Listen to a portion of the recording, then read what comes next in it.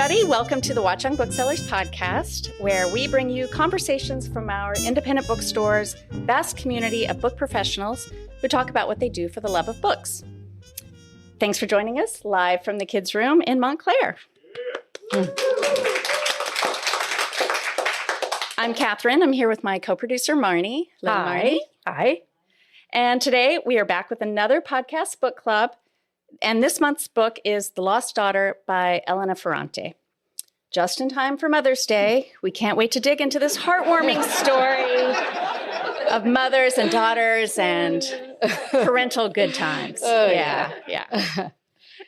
Last year at our live book club recording, our good friends Elliott Dark and Dagmara Dominczyk led a discussion of Loved and Missed by Susie Boyd. Once again, they're back to help us break down the book, but also we'll get some insight into the Academy Award-nominated film version of The Lost Daughter, which featured an amazing performance by Dagmara. Mm-hmm.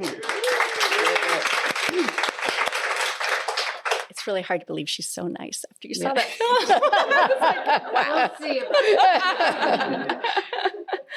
Wow. We're going to give them a quick introduction and then let the two of them come up here. Elliott Dark is the author of the novels Fellowship Point and Think of England, and two collections of short stories, In the Gloaming and Naked to the Waist. A new novel, Wherever You Are, will be published in May 2027. Alice is the director of the Rutgers-Newark MFA program. And Dagmara Dominczyk is a graduate of Carnegie Mellon University School of Drama and has starred in films, television, and on-off Broadway plays for the past 20 years.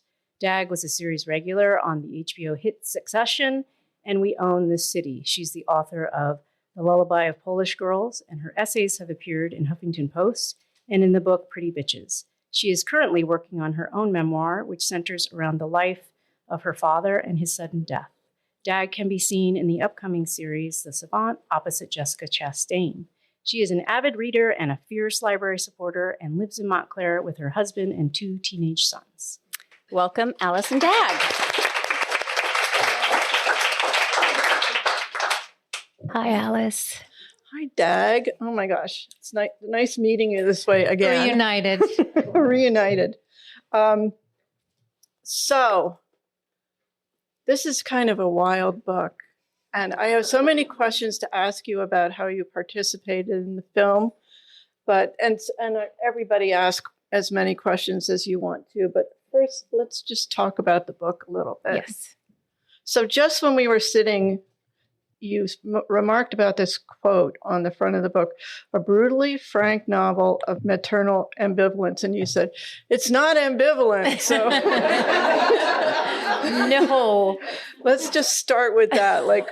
Tell your thoughts. Well, I think it's anything but ambivalence, She spends the whole novel talking about motherhood, and her feelings are not ambivalent. They are complicated, and they are at times maybe alienating to the reader, and painfully, almost violently truthful. I just thought that was such a funny word to use, ambivalence. And I wonder who wrote this quote. I have to look it up later. Do you agree with that, or? Well, I think I understand what they mean by ambivalence. Yes. But yeah, it goes so much deeper than that. It just gets into the guts of the whole thing. Right. So I think ambivalence is sort of at a higher level of feeling than the gut. I mean, it's stronger than ambivalence in both directions. Right. Yeah, I think maybe they meant that she's ambivalent about her capacity as a mother, or, she states at the end of the novel that she's an unnatural mother. And maybe that's where that word ambivalence stems from. Well, I have some questions. I have a question for you. All right. I have questions for you, too. First of all, I reread the novel. Be prepared. You too. So this is the first time I reread it since I did the movie. and I read it in a day, and I forgot what a punch it is. It is like punchy. And I was underlining things, and I'm at a different phase of motherhood. Even, we shot the movie 6 years ago. And even then, when I have two sons, one is about to turn 20 and one will turn 17. And so they were so much younger when I went off to do this movie and when I read the book. And this time I thought a lot about the doll in the book and dolls and what they kind of represent, and the literal doll, and how, it goes without saying how so many boys who grow up playing traditionally boy games with traditionally boy toys grow up and get to do it, whether that's cops or firefighters or race car drivers, or there's so many avenues, and it starts when they're little. And traditionally, of course, in the traditional sense of how we've been told previously and during the time this novel was written, and through this character's eyes, girls get dolls. So we become dolls, we want dolls, we raise dolls, and got me thinking about dolls. And to start it off, I just want to ask you, Alice, did you have a doll? Did you have a toy? I did not like dolls. You did? I did not. I did have a doll, though, that was, I got it at Kitty City, and it was a doll that was so ugly. I thought no other child is going to take. It's kind of my theory of pets too. No other child's going to take this doll, so I have to take this doll because otherwise it's just going to sit on the shelf. Oh, Alice! So that was my doll, Petunia, and I did have a Chatty Cathy. Did anybody have? Yeah. It's like the same height as. Oh, yeah, yes. Yeah. I had that too, but I don't know. I wasn't really attracted to dolls that much. How about you? I didn't have dolls in Poland. I don't think I had many toys. But when we got to the States, I do remember it was a big day in our house when I got a Cabbage Patch doll. And I loved Barbies because I loved to shave their heads. And I had two little sisters, and in a way, they were my living dolls. Yeah. But it was, more books and more crayons and coloring than dolls. Yeah, I think that was true for me. I had 3 younger siblings, and that satisfied my urge. Yeah. So, speaking of the doll, I wanted to ask you, so last year we talked about Loved and Missed. Maybe some of you were here. And this book, they both center around a really transgressive act of thievery.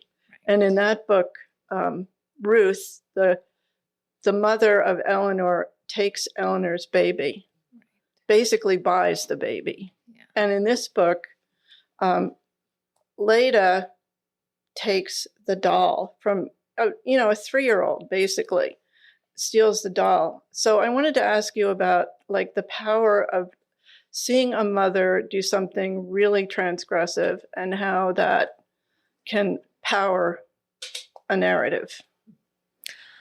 Well, I think that's what makes this novel and this story and this character, because the movie is obviously you don't get inside her brain, but the book you do, right? Because it's first person, or you're getting her version of events too. And you always have to ask yourself, how reliable is this narrator?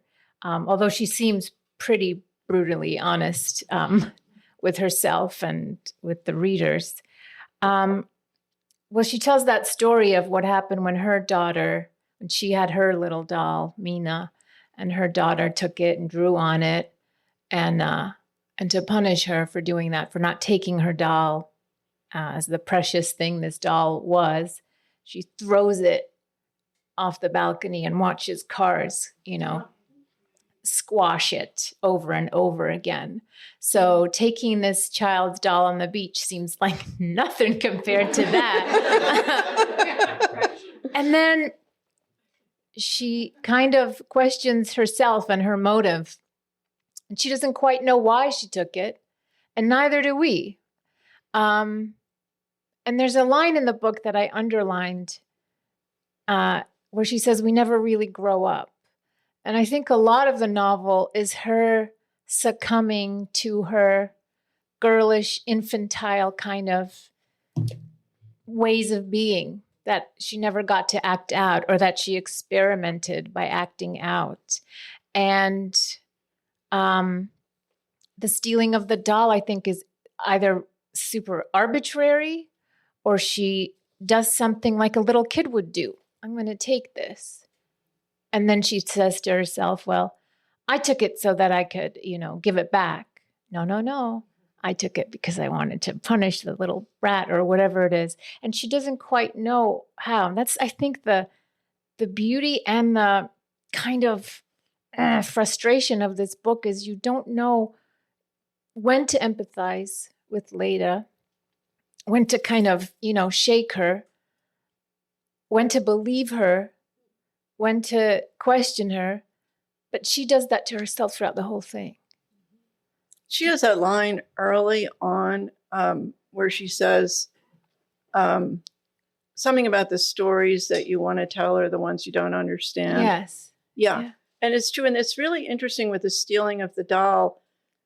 Both in the book and in the film, you don't see her do it. Right. It's like you see her go find the child, Elena, hiding. Right. Or just having wandered off. She's just wandered off. She finds her. She's the big hero because she finds her and brings her back. And then she goes back to her apartment. And in the movie, you see her. She opens the bag and there's the doll. And it's similar in the book. But you don't see her do it. So that is, even not even putting that in the book, it's like skipping that moment of consciousness. It's like it happens off stage, even for her telling of it, which I think is so interesting. Right. It's almost like the doll just jumped in her bag, Right. Yeah, like she had no control over it. She had no control over it. But then the way she behaves with the doll, like buying the clothes and washing it and, it felt to me, and see if you felt this way too, that she was trying to have a do-over of how she behaved with her children. She was trying to be more maternal with this doll. I think so too, but I also think it's a power play. I think Leda struggles with powerlessness and power from the moment she becomes a wife, a mother. She has this love-hate relationship with, I made these girls. They come from me. I'm their history. Why aren't they interested in me? I hold the answers and the secrets of what they are made of. And then wanting to be needed by them and then just leaving them because it's too much. And I think having the doll in her possession is a form of, not even thinking why she took it or how she took it, whatever. And I agree, the surprise of that for the reader and for herself, almost like, oh shit, here it is in my bag. How did that happen? Is really powerful and clever and subversive but I think it has a lot to do with power. So I will dress her now. She's under my care now. And taking away some of the control from the little girl. I think she has a fascination with Nina, with the young mother. Yeah, absolutely. And she looks at Nina as looking at herself. And so to me, it was more about, do-over, yes, but also I hold the power with having this thing that is so wanted and missing from their lives. And I get to decide when I give it back and how I give it back and why I give it back.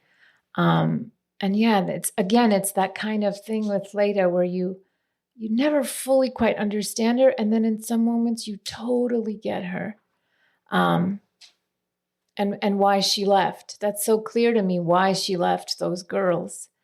And then it got me thinking about the idea of escaping motherhood, Could you relate to why she left? I think I could. It's so taboo to talk about. fathers, not to make blanket statements for all the brave and courageous males in our audience, but when fathers leave, it's just fathers leave. They leave in movies, they leave in life, they leave in TV shows, they leave in books, never to be heard from again, or to come back heroically or with their head. It's just like a thing. But you never really talk about a mother just leaving and expecting women and other mothers to accept that or not to question that. It's just a very taboo thing, which is why I think Maggie was so intrigued, Maggie Gyllenhaal, with making this into a movie, because it's so rarely done. And since The Lost Daughter, there have been a number of movies about mothers on the verge of a nervous breakdown.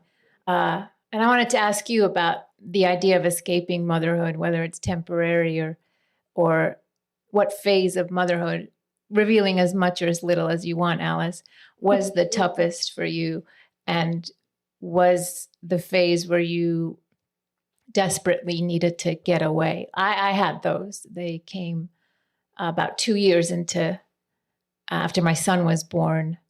And you think you put things to bed, you think, even if you had a wonderful upbringing or a toxic one, or you have a great relationship with your mother, or your mother's no longer with you, whatever it is, by the time you become a mother, and it's by choice, and you have a partner and you feel supported, or you're alone and you want to do it on your own, you think you've put those things to rest. And to me, it was the opposite. I thought I was so ready to become a mother. I thought I had figured out all issues I had with how I was raised and not raised. And then you have that baby and you watch your husband, in my case, who perfectly took to it like a duck to water, and me flailing. My husband's pretty perfect in every way, so naturally he changed diapers like he'd been doing it. And I appreciated that and loved that. But I felt there were moments when I really felt like, well, everyone tells you, oh, you're going to be a great mom. For the most part, you're going to be a great mom. But you don't know that. You don't know that till you become one. And there's the fucking rub, right? You just won't know that. There's no, dress rehearsal for it. So there were definitely moments when I felt fully unprepared. I started thinking about the way I was raised and all this resentment and all these issues. And all of a sudden, my mom and dad, get thee to therapy. And that's what I did. But yes, I could relate, because it's so hard, I feel like, for women who become mothers, whether by choice, whether by happenstance, to have the world look at you as anything other than a mother once you become that mother. You walk into an office and how are your kids? But I feel like for a man, he walks into the office and he's the guy in the office who happens to have a kid now. And so it's much harder for us to retain any other role that we've been. And I think for Leda, it's she misses being a girl. And Nina says at the end too, I just want to be a girl again. So I could definitely relate. Could you? Yeah, I definitely could relate. I didn't ever have a feeling that I wanted to leave my child. I was probably overly attached to my child. I don't know if there's such a thing. I was very attached. Yeah. But yeah, there were, like you said, age 2, toddlerhood was the period I did not like. I did not like pushing the swing for 3 hours a day. I did not like walking like that. I did not like any of that. Me too. I liked him, but I found that all stultifying. Yeah. And I felt like it's so hard to talk about, because if you say that, like, I am so bored, I'm going to scream. I think people are better about it now, about admitting those feelings. But even when I had my son, which he's 34, so however long ago that was, 34 years, there was still like this sort of like rosy cult around being a mother. And it was very difficult. admit these kind of feelings and get sympathy, or get real sympathy. I mean, I think people would say, yeah, but they wouldn't really dig into it. Mm-hmm. And that was one thing I felt so much about Leda, was that she was so alone. When she had her children, you never see friends. You don't see any support. You don't see her mother's gone. I mean, she's alone. So she doesn't have one of the things I thought was really powerful about the book was this big group of people, this big family, and then the family gets even bigger, the boat full of people. And I felt like that was like one of the big things that she was dealing with, was like looking at this group of people who fight and they yell and they do all this, but they're just staying together. And she just was alone.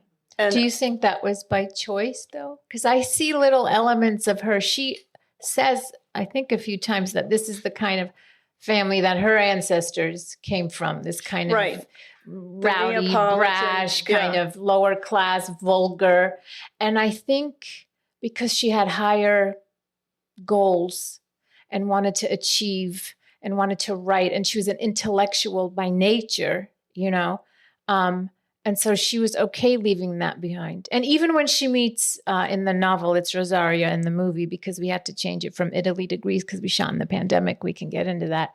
So it's Callista in the movie. She's not a very empathetic person toward other mothers, Leda, or our Leda, but that's also so human.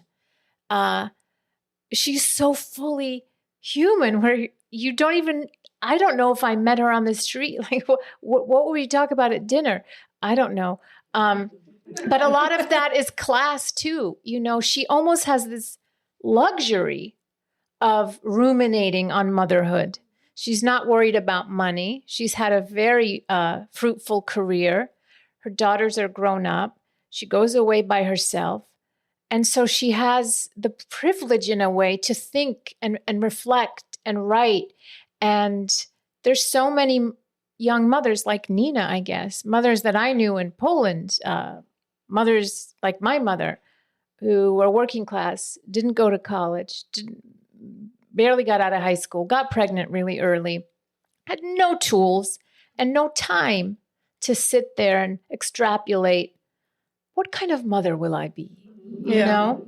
So there is kind of a class thing here too, where she is in a different kind of class, or she has climbed to that class where she can sit now and really unpack her life. It's Do you really think interesting. that she probably should not have had children? I mean, she does say, like, when she goes back after those 3 years, she says she went back because she realized that nothing she was doing intellectually was as, it's not, what was the word she used? It wasn't important, but nothing was as. What is, she answers does anyone Nina remember, because Nina says you went back because you loved your kids. And she said she left. So why did you leave? I loved them too much. And it seemed to me that love for them would keep me from becoming myself. And then Nina asks, well, why did you come back? You returned because of your love for them. And she says, no, I returned for the same reason, love of myself, that I felt more useless and desperate without them than with them. I mean, that's very interesting, I think. Right? And then you wonder, are you being real or are you not being real? She's a really cagey character. You don't really know what happened in those 3 years. You never hear it.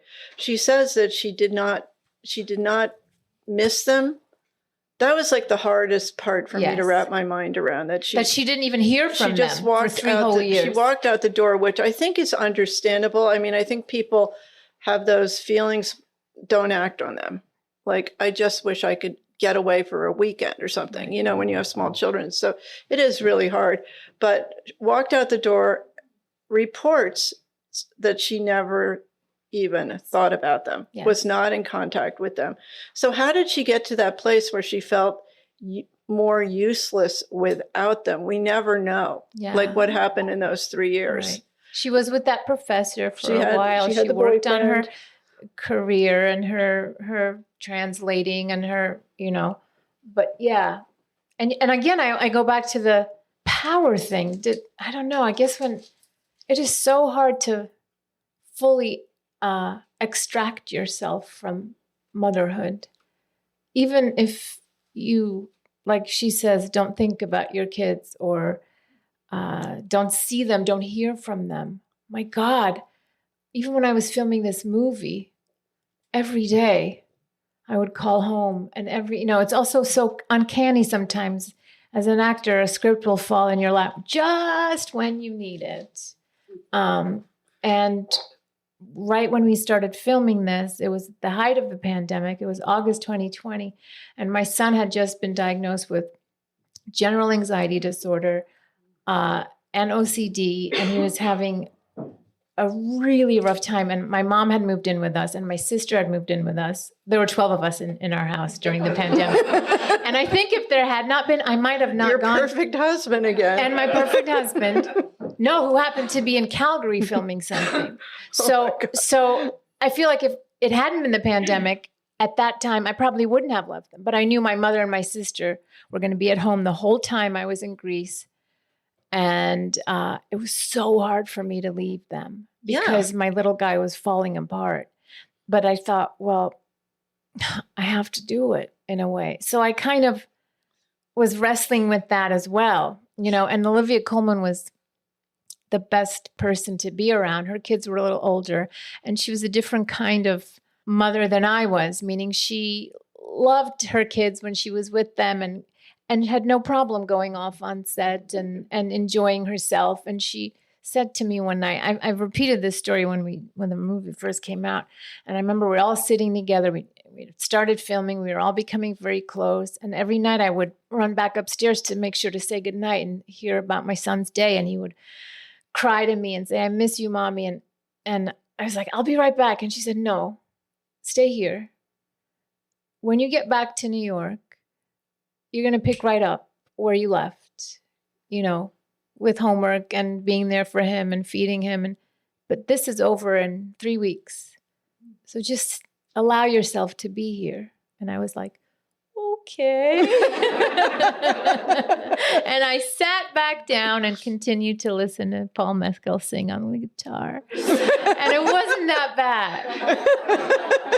But yeah, so the book was really, it was a very interesting project to get.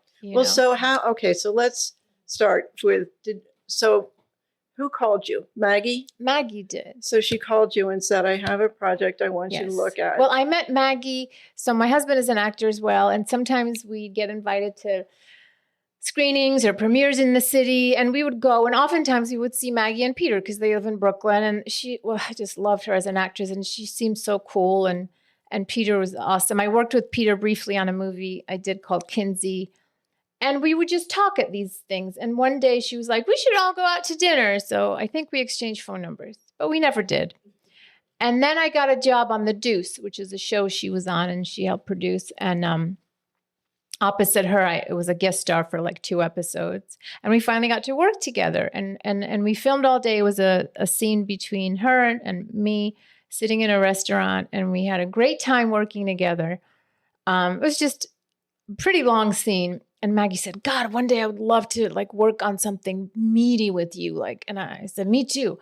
Oh, I wish we could do a movie together. Mm-hmm, me too. But you meet actors you love and you hear that often. Oh, we got to work together. And then a year later, I get a text hey, Dag, it's Maggie. Do you have a minute to talk? And I was like, sure. And she said, I have this book. I want you to read it. I'm adapting it into a movie. This is right before the pandemic started. And I'm really interested in you playing one of these characters.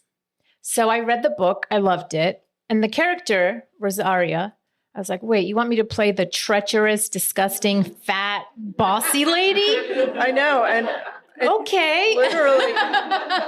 She's like, I read it and I thought of you. Thank you. And so I was like, oh my God, I'm in. also, I thought it was so cool that she wanted to do this, as her directorial debut. And then the pandemic hit. And they were like, there we go. But Maggie's like, Dag, if we don't do this now, all our funding's going to fall through. We're never going to do it. So we found this little island in Greece, a very small one, where they swear they don't have coronavirus. And we're just going to do it. And we're going to start filming in August. And I want you to do this role. I'm going to send you some scenes because the producers just want to see you read them. But I want you to do it. So I put myself on tape. She called the next day and she was like, all right, you want to do this? I said, yeah, sure. And then meanwhile, I'm like, I can't go to Greece. We're in a pandemic, My son is having panic attacks every day. And I talked to my agent, and I just switched agents to first time in my career that I had a female agent and a mother as well. And I said, Allison, I don't know if I can do this. Honestly, like it's a dream. Olivia Colman, Jessie Buckley, who I love, Maggie. Oh God, I would love to do this. But now traveling across the world, quarantining, leaving my kid who's like really going through it.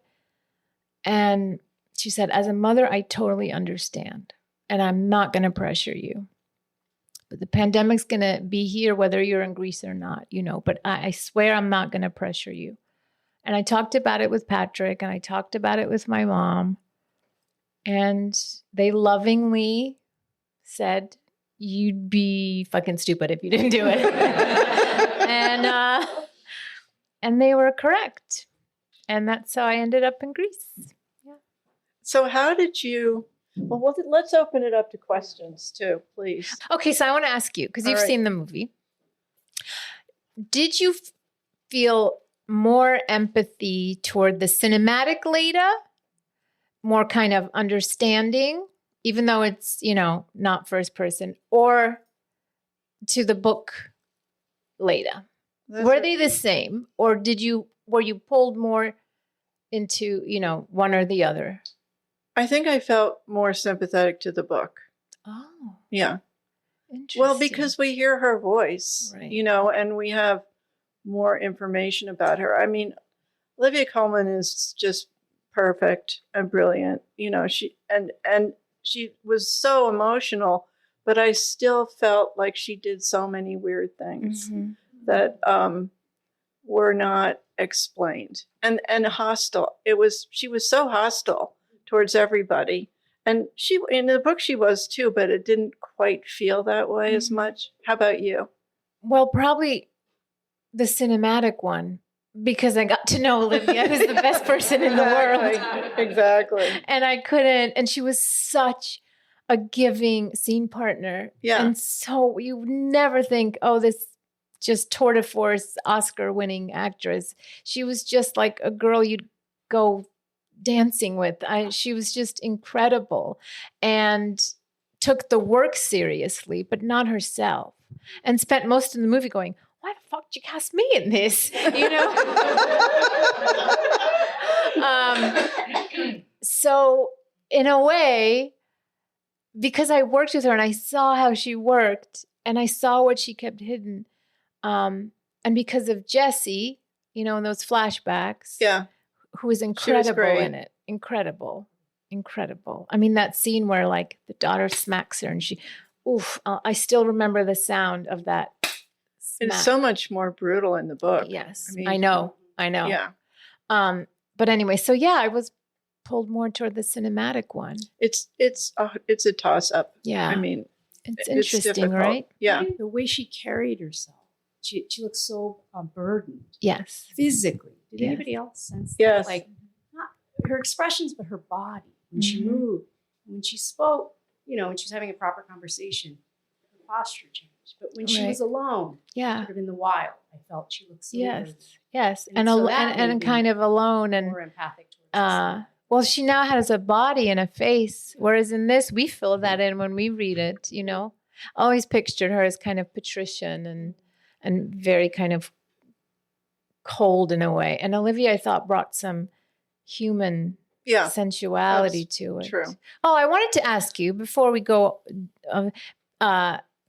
we'll open it up, but you've had a work of yours adapted twice, I believe, in the Gloaming. Mm-hmm. And so were you able, as the mother of that story, to then watch someone take your kid and like put it in a costume and dress it up and introduce it to the world? Were you able to let go and watch it as something different than what you wrote? Do you know what I mean? Were you able to watch it? I do know what you mean. Yeah. The first time I saw it, I mean, Larry was with me. Where are you, Larry? There you. It was funny. They had a big premiere at MoMA for the HBO film, like a big red carpet premiere, and I had not yet seen it. So this was the first time I was going to see it, and I was. They sat me like with all the stars, so I was like, I can't react. I just have to be like.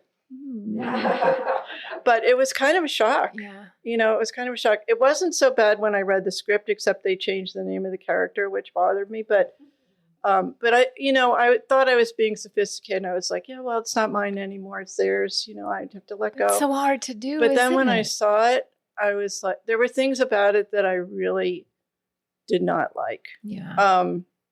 And it wasn't that I didn't think it was well directed and that everyone in it was wonderful. They were. But they changed aspects of the story that I felt strongly about. Mm-hmm. So, yeah, it was a little hard. Yeah, I'm sure. Must have been almost startling. Like, yeah, it was a little startling, but Yeah. it was also, we went and watched it being made, and just to see, like, and this is what you do for a living. So, you do this all the time. But for me, to see Glenn Close and David Strathairn, like, just doing one scene over and over and trying different things, it was so cool. Yeah. But I didn't want to go back again. I was like, okay. yeah. I mean, set is the most boring, unless you're acting in it. It's the most boring place on earth. Okay, it was. You're like, oh, we're going to do interesting. this 37 more times, and then we're going to change the camera lens. Okay. Yeah. When I'm visiting Patrick, I'm like, can I go home now? and I know, because I know what it is. Yeah. Okay. So let's open it up to comments and questions. And anybody? Hi. I'm ashamed to say I haven't read the book yet, but I have seen the film, which I thought was amazing, Dag. Good. So, Okay. so I do have a question for you, though. I'm interested in, how did your understanding of your character change between reading the book and then getting into the screenplay itself? Well, Maggie and I talked about it, because she kind of lurks, the character, and yeah, of course, it's all Italians in the book, and because Maggie's goal was to film it in Italy, and then she was like, oh, we'll just film it in upstate New York and we'll make them American, and then the pandemic, and so this little island in Greece is like, we'll take you. So she was like, fine, we'll keep Olivia being Olivia and English, and then we'll make everyone else Greek American. So we discussed, first of all, when you get a character as an actor and on the page, she's not the most sympathetic, or she's described as, maybe negatively or so, well, you never play that as a bad guy. Like, you never in real life go into a meeting you have and say, I'm going to be the bad guy in this scene. Like, you always come at it with you have to hook yourself into understanding why they're saying or why they're doing something. And usually it's more interesting if it comes from a genuine, well-meaning place, even if it's not the way it's, the delivery is off or. So luckily, I grew up with a lot of strong Polish women in my life, like my Polish aunts and who were very loving. But they were the kind of aunts who would say, oh, those are the pants that you're wearing? They don't flatter you. No. But they love you. So you're like, okay, they'll just be very direct and honest, but it's because they love you, that kind of a deal. And so I was very well versed in that kind of tough love, that protective mama bear thing. And so that was my hook into the character Callie in the movie and Rosaria in the novel, that she she's waited her whole life to be a mother, and it's come late to her. She couldn't get pregnant naturally for a long, long, long time. And so now she walks around so proud, but she's a proud aunt. She's a proud sister. She's a proud, she can't wait to be a matriarch. And so that kind of pride and nurturing, but that kind of nurturing that's like, you're going to eat it, I cooked it and you're going to eat it. So that was easy for me. And Maggie's so great because she's such a skilled and brave actor. She knew how to speak to her actresses and her actors. And we had a lot of time to quarantine. We had to get to the island, quarantine for 10 full days alone in our hotel rooms. This was before vaccines or anything. Wow. And after 10 days, we were allowed out. So 10 days from when you arrived at the hotel, you could only go out like at 5 a.m. for a walk and then come back. And then every day they'd come and give you a COVID test. And I remember Paul Mescal and I got to the hotel on the same day. So we were out of quarantine and we stayed all in this one hotel, and it was kind of off season and nobody else was there but our cast and crew. And I remember by the end of the week, that was the hardest part for me too. Like sitting alone in a hotel room, you think, oh my gosh, I could watch movies. I could do anything. I don't have to cook. I don't have to. Lies. I don't cook anyway. But, I'm alone. I don't know what to do with myself. And then I was like, well, maybe I watched some movies that Maggie suggested that influenced her in making Lost Daughter. And then I was like, well, Normal People just came out. And I hadn't seen Normal People with Paul Mescal. And I was like, let me check it out. I don't know this actor from, A Hole in the Wall. And I kind of binged it. Like it was like 3 a.m. and I was like, oh. And then the next day was our 10th day. And I got a text. And it was a European number. And he's like, hey, Dag, it's Paul. Got your number from Maggie. We're out of quarantine today. Want to meet by the pool? And I was like, I've just spent 6 hours watching you naked. But okay. Anyway, that's a little story. And then I was like, so nice to meet you. So Maggie and Maggie was not interested in me playing it like a villain or a bitch or anything, but playing it like someone who was protective of her family and who was so proud. But she would do this wonderful thing as a director where she would just come up to you and whisper in your ear like, okay, so you're tired, you're constipated, you haven't had sex in a week. Like she would just drop these little human things like to get you into some kind of state. And she said, whatever I just whispered to you, let's see what sticks. Don't even think about it, And then every time we did a take, it had a different color and a different life. And it was so wonderful. I really loved that. And she did that to each of us so that every scene was kind of brimming with something like unknown. And that was a lot thanks to the freedom kind of she gave us, but also her little notes, her little seeds that she would drop. Is it different being directed by a woman than a man? Well, I don't want to make a blanket statement. And in the beginning of my career, being directed by a woman was very rare. And I started, I'll be 50 in July, and I started, my first thing I filmed, I was 21. So it's been a while. But I'm happy to say that since Succession and since Lost Daughter, I've worked back to back with female directors. And I've loved every single time. And I think it's because I don't like being, as a human and carrying anxiety from childhood, I don't like being yelled at. I don't like loud, even though I did my share of yelling as a mother. And so what I've noticed in working with, I guess, like 8 female directors at this point, is that for the most part, they know what it took to get to that place, to be able to direct a movie, to be given money and a budget and the power to direct a movie. They know what they had to do, how they had to fight for it, sacrifice it. So the last thing they want to do is fight. And it's a very kind of nurturing, settled atmosphere. Whether it's Sofia Coppola or Maggie or Vera Farmiga, who was the first female director I worked with, just this very, I've got you. And also I know what it took for you to get here and you know what it took for me to get here. So let's make each other's lives a little bit easier and let's trust each other. And I have loved it. I have loved it. Not to say that there haven't been male directors that I've just loved madly, but there's something special about it. Something that I love women so much and women creators so much that working with one and working especially on something like this where it's so female driven was just a joy. A joy. Why did Maggie see you in this role? Because Rosaria is described as ugly and, you know, I mean, it just like, when I'm reading it, I'm like, I don't see this. Well, but of course, in the film, it works perfectly. But how did she see, how did she see through those descriptions? Actually, when the movie came out and I was interviewed by the New York Times, they did a little profile on me and they reached out to some directors and people that I've worked with. And so they went to Maggie and they said, why did you want to cast Dag or why? And she wrote this really wonderful thing.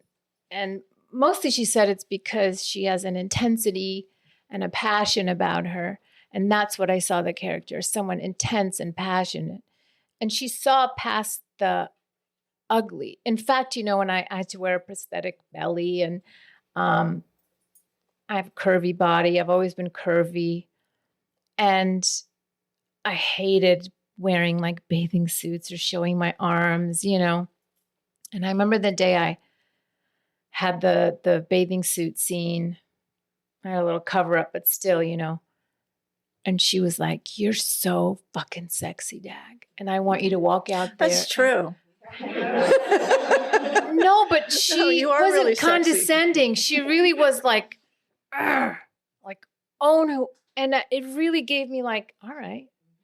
Also, the character would be like, you know, and so it was really fun to slip inside of her because she wasn't meek or insecure. No. I'm sure she had something because there was always something with women who are very kind of bold. They're harboring something, you know.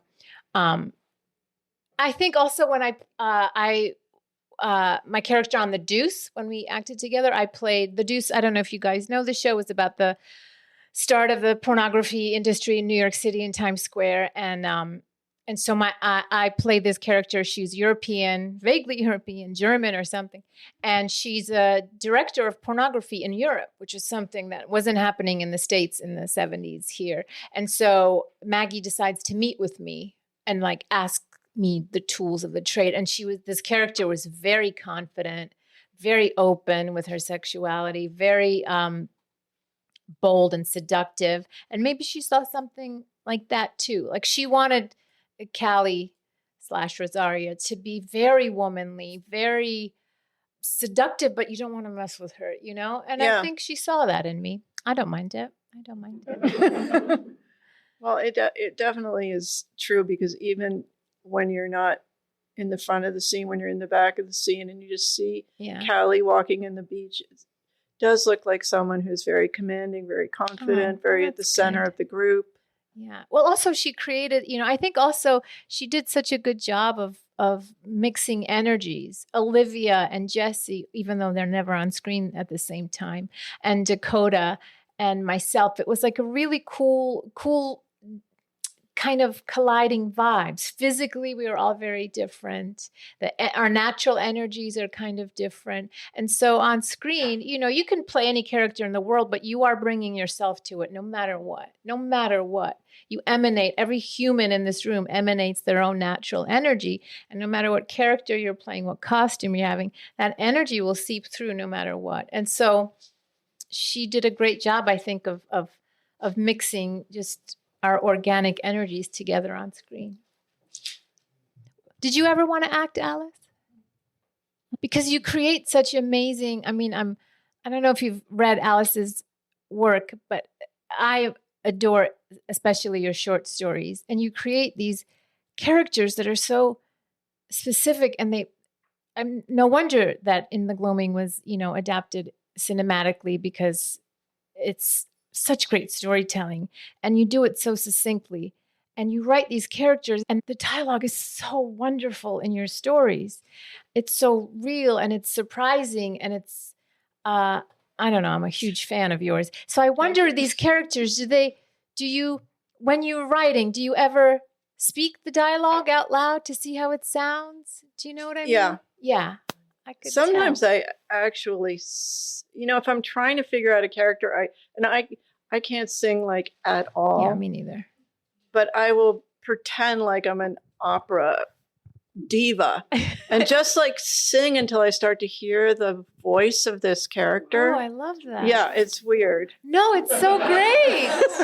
It's so great. Weird, but it actually helps. Yeah. Because I, it gets into like an emotional level not just cerebral.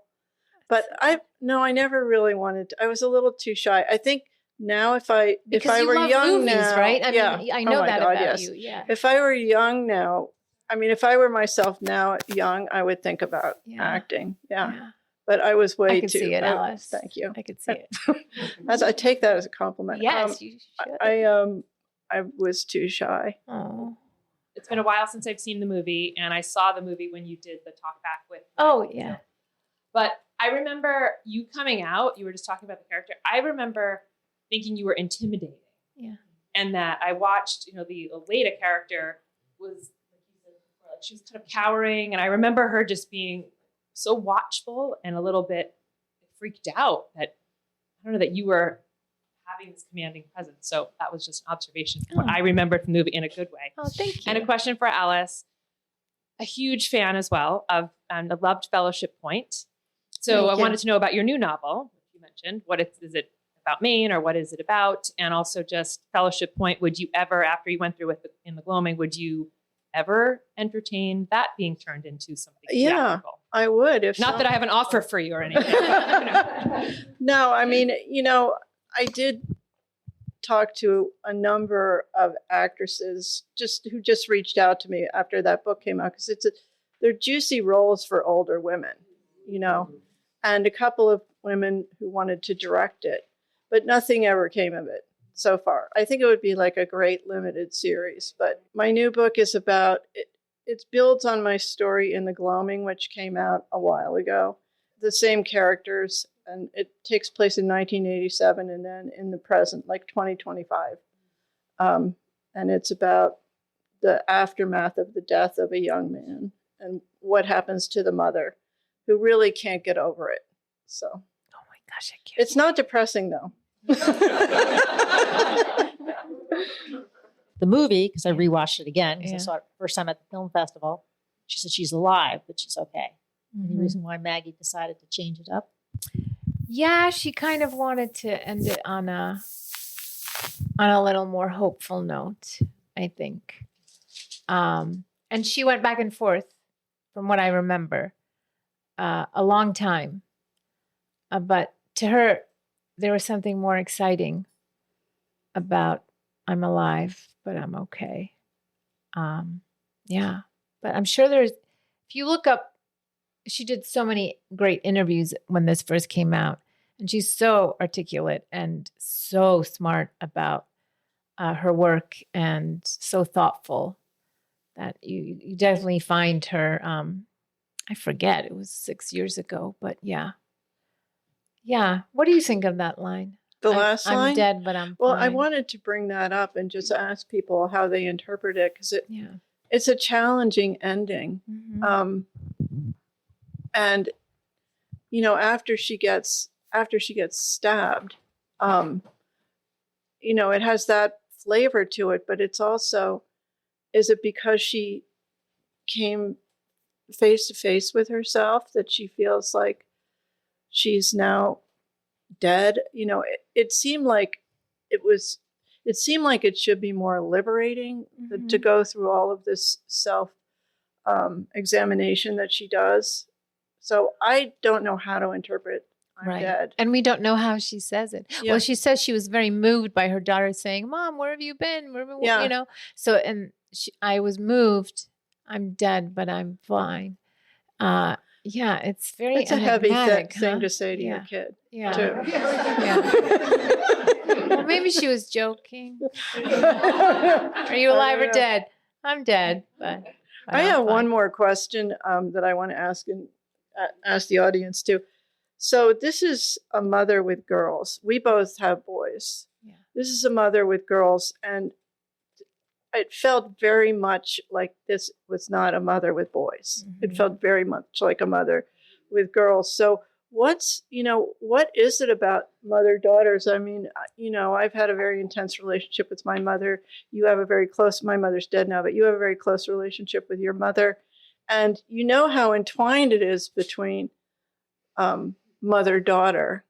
But this was like really going deep into that body identity. There was so much body identification. And the way Jessie really did it well, where she's totally physically eating them up and then like, okay, enough, like I'm full, go away, which just seemed very much like different than with boys. I was that's one of my questions was about, do you think you would have empathized more if it was boys, or have you ever imagined? I've imagined quite often what kind of mother I would be to girls. And I don't know. I have two younger sisters, and although I have a close relationship with my mother and I are very different humans, and we move through the world very differently. And a lot of that is because of outside circumstances and generation and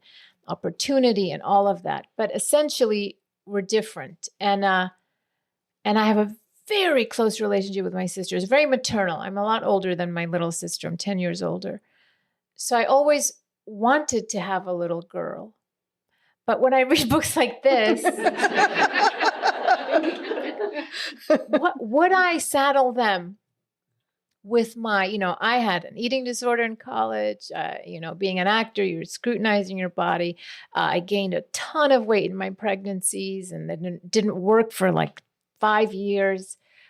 Always had issues with my body and with confidence. And, now I'm good. I'm fine. I love the body I'm in. But it took me a while to get there. So I wonder, would I saddle? Would I project? Would I do the complete opposite? What have you ever wondered, or is it like a moot point to wonder? Well, I really wish I had a daughter. Yeah. It's like my one biggest, huge thing in life that I'm never going to have that I really wanted. But, my mother was super competitive with me, and she wasn't with my brothers. They did not arouse that in her. Yeah. My sister didn't arouse it nearly as much as I did, but she had me when she was 21. Yeah, my mom was so 21 she was like too. young, and she wasn't ready to give up being the pretty girl. All of a sudden she's a mom. Yeah. And I didn't understand that for a long time. I was just very hurt by the competitiveness. Yeah. And would I be able to not have that with a daughter? I don't know, because I don't know that daughter. It's hard to know. But I also think maybe that's why I love women so much. I have a lot of faults, but one of the things that I love about myself is that I never have been envious of other women or jealous of other women or really judgmental of other women. I have opinions, and there's some people I like and some people I don't. But in general, I love women so much. I think we're so wonderful and amazing. And maybe it's okay that I didn't have daughters, because I am an amazing auntie and a pretty good sister. And I think that's where my female love goes, to just other women. Yeah. Like totally crushing on you, Dag. But yeah. But we do have some other, I don't mean to put anybody on the spot, but I see 3 girl moms out there. You want to comment, Tara? Kristen, Mary? We have some girl moms. Yeah, but I am going to put you on the spot. There you go. I have a girl, and the stealing of the doll made a lot of sense to me. As someone, I agree, Alice, that it felt like a do-over, and it was the do-over she wanted, because the doll has no opinions, can't push back, can't throw a tantrum, can't isn't be grabbing at her. inconvenient, Like isn't grabbing those at her. girls were always on her. And I think that certainly as the mother of a girl, maybe the mother of any child, you have this ideal of what it will be like to have a baby. And then that baby is a person Yes. that may that's or the may big not shock, mesh right? with you. Right. And I think that made a lot of sense to me that she wanted something that could be so controlled in the doll. Yeah. Yeah. It's still hard to talk about, like, I mean, this isn't a very suit. It's being recorded, number one, but to talk about the times that it's not easy or it's ugly or it's exhausting. And I was thinking, to be a mother, how there have been a slew of movies about, I don't know how I feel about every movie about a mother coming, not every, but a lot is showing a woman who's completely falling apart. Why don't we just, it's just enough to show us day to day. But also I feel like fathers have really gotten away with it, cinematically speaking. They're either the father who doesn't do enough in the movie about the mother, or the absent father, or the father who's there. But I can't think of one movie where it's not just like a widow now raising his children, but just about what it is to be a father. Like, it's good because we have a voice and we're talking about the more difficult aspects of mothering and juggling careers and all of it, which is totally valid. But once again, I feel like the fathers get kind of left out of it. And that's very interesting to me. It's just something I mull over from time to time. I wonder, we have some fathers in the room. Like, are you all guilty all the time? Because I think mothers, just feel so much guilt. It's like, you can't live up to the mother you want to be. It's just not even possible. But there's so much guilt that attends to that, because you feel like, well, that's, and it's a sense of like failure too. Like, oh, I wake up in the morning. Okay, I start again. I'm going to be great. I'm going to be great today. And then it doesn't work out that way. And then you go to bed feeling guilty. Right. Like, do men do that every night? I don't know. And I don't know why we do it too. Why do we do it? Like, I ask my mother sometimes. My mother had me very young. My dad was amazing and extraordinary in some ways, but a shitty husband. Memoir forthcoming. But she didn't finish college. I asked her, and she just, her modus operandi was to just get from one day to the next, survive, clean houses, make money, put food on the table, go do whatever you want to do. She was in an unhappy union, and she was an immigrant here and left her whole family and da-da-da-da-da. And also just intrinsically who she was, she just wanted to be happy. And I ask her sometimes, like, do you ever regret anything? Or, because I have a list of things. That you think she should regret? Yes. I've let it go now. Now I've totally I'm 50, she's 70. I love her to pieces. But there was a moment when I became a mother and I saw how tenderly my husband was taking care of the baby, how much I was giving. And I thought, I don't remember you ever asking me, how do you feel today?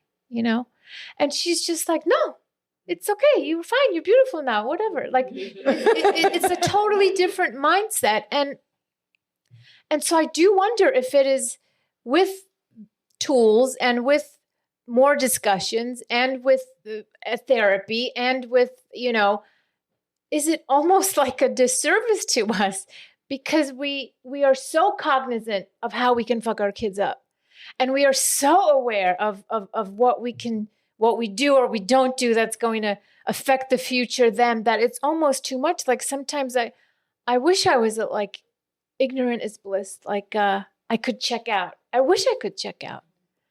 I'm doing a better job now that they're 20 and 17 of checking out. But my God, I was like this. And in the process, kind of fucked them up, I doubt that. Anyway. I remember when my brother was 12 months younger than me. And there was a moment when my son was 12 months old. And I was looking in the crib at him. And I was like, oh my God. And I went right to the phone and I picked it up and said, how could you have had a baby? I mean, how could you have gotten pregnant when I was literally 3 months old? Right. And like, you were checked out right from then. Yeah. And she's like, what are you even talking about? I mean, because she was from, she didn't have the same kind of like, she was not like, I know, I feel so bad. Yeah. No, she did not. Yeah, no. She was like, my mom's that too. When I was pregnant, I was like, oh, I wonder if it's going to hurt. Oh, no, you just came out. 1, 2, 3, done. Really? So are you saying that our generation, I use that loosely because we're of different generations, but have more guilt and heaviness about, everything we do is so consequential as opposed to our mothers? I mean, are you saying that there's more guilt around these days? I think so. And I also feel that I think we are so, I know that I am, for better and mostly worse, so identified with my children, like who's who. And I think with mothers of daughters, like my mother myself, like you identify with them, you project onto them, you don't even see them. Half the time you see yourself. And it takes a lot of work to become conscious of the fact that, this is, we are, we're separate. Well, I think that's maybe why I have 2 girls. I've never had boys, but I think it's harder with girls because you're a girl and you're mothering them as you were, when you're remothering yourself. It's like the 3 generations are all mixed up in this soup. I would totally imagine. Like that's been a kind of a buffer for me. Yeah. Because I could say, well, I was never a 15-year-old boy, and he presents as a boy and is a boy, and so it's kind of a little bit of a healthy distance, and I'm assuming that you can't help but put yourself, you start remembering yourself at that age, and someone told me that something that really kind of changed or began to change my parenting is do not parent the future child. Just parent the child in front of you. And it's easier said than done, but it really kind of stuck with me. Just the kid in front of you, not tomorrow's kid or the kid who's going to graduate, the kid who's going to go to college, the kid who's going to grow up, the kid who's going to, just the kid in front of you. That's so wise and so hard. Yeah. Because you're always thinking. But it's it's almost like an acting note, because that's the first thing an acting teacher will tell you. Be in the moment. Okay. Don't project the end of the scene. Just play the scene right now. So this is my last question, and then we'll end. Is so when you're in the movie, and do you forget that she stole the doll? What do you mean, my character? Yeah, your character. Like you don't know in the movie that she stole the doll. Yeah. Is that the what you bring to it when you're acting the scenes where she's already stolen the doll? Can you just forget that as the character? Yeah. How do you do that? It's magic, Allie. It's why they pay me the big bucks. We did film a scene that was a cut. There's a scene in the movie where I'm standing at the shore. The doll's been missing. She's tired. And Leda comes to join me in it. And we filmed it at sunset. It was really cool. And, lots of little things get cut in a movie when you're putting it together. But it was such a great time filming with Olivia. And she comes up to me and, I say the girl has a fever. And Leda says, oh, I saw the flyers. They make flyers for the doll. And Callie says, I told my brother, what's the fucking point? And it was the first time where I feel like she really was allowed to be a little bit vulgar. But she's also so tired. But there's such a between them. It was a good scene. But So just in talking about the movie versus the book, one scene that stood out for me so much in the movie that I couldn't really get from the book was when the mom was young on the phone and both girls wanted her attention, but they were literally grabbing her all over the place. She turned around. She put her back to them. She turned sideways. And it was almost like I could almost feel it. Mm-hmm. She just seemed, I thought she was going to leave then because it was just totally overwhelming.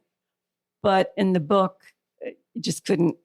Right. There is a description where she's saying how my body became theirs. Like theirs to touch, theirs to grab, theirs to dress up, theirs to paw.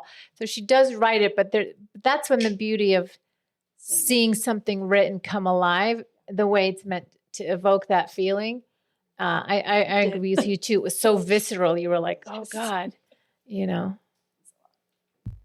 Yeah, and it was so good the way she talked, you know, up to a point, she's into it. And then, so, you know, and she's so fascinated when she first sees Nina and Elena, how she just had endless capacity to be touched. Right.